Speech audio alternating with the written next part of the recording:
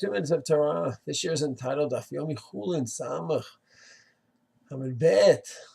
Does the moon and the other planets have feelings and understanding? The Gemara has an amazing dialogue. It's a famous one. That the moon said, God, myself, the moon, and the sun, we're both rulers. The world shouldn't have two rulers like that. And God said, great idea. You're right. So you know what? We just have one. It will be the sun. That will be the master. Not necessarily of the whole universe, but certainly of the solar system as it relates to Earth, towards mankind. And you will be the smaller one. So you have midrashim like these. What do you do with them?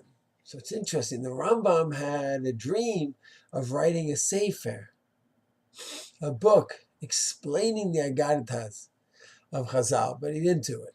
He didn't get to do it for different reasons. So we have Ein Yaakov, Ein Avim, Ben Yehoyada, and each time there's a medrash. Yeah, we'll have to see how the commentaries, the Marsha, what they say about it, and see if you can make some sense of it. You can able to understand it. The question here is, do we need to let it make sense? It's telling us that the moon spoke to God and said, this is how he thinks it should be, and God answered back. Can we take it literally? That's always $1 million question when it comes to midrashim. How literal can we take it? So it's interesting. Aristotle held that the planets comprehend God. This was the knowledge centuries and centuries ago, a couple of thousand years ago. And he held that way. The Rambam, the Monavuchim, quotes Aristotle also about planets having comprehension of God. Mishnah Torah in the beginning, in the Sefer Madi, so the Torah talks about that as well. So it's always important when we look at a Chazal to go ahead and just try to understand it, not project our a priori notions on. Today, man has reached moon. We've landed on the moon. Doesn't seem like this comprehension of God from the moon. So we might have a leaning to say that when it talks about the planets praising God, it means that they are a praise to God,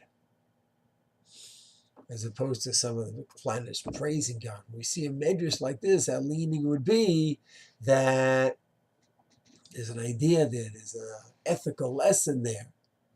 But it is always important to take a step back, and when we're looking at any medrash, we're going to have our intuitive understanding of it and our religious way to look at it, and as much as it's possible to try to take a step back, see the different commentaries, see what the Rambam may have to say about it, what Ein Yaakov says, Ben Yehoyada, and slowly work through it.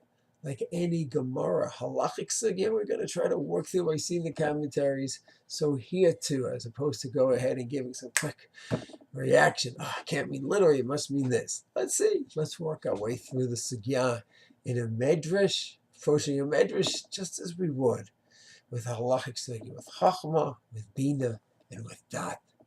Shalom.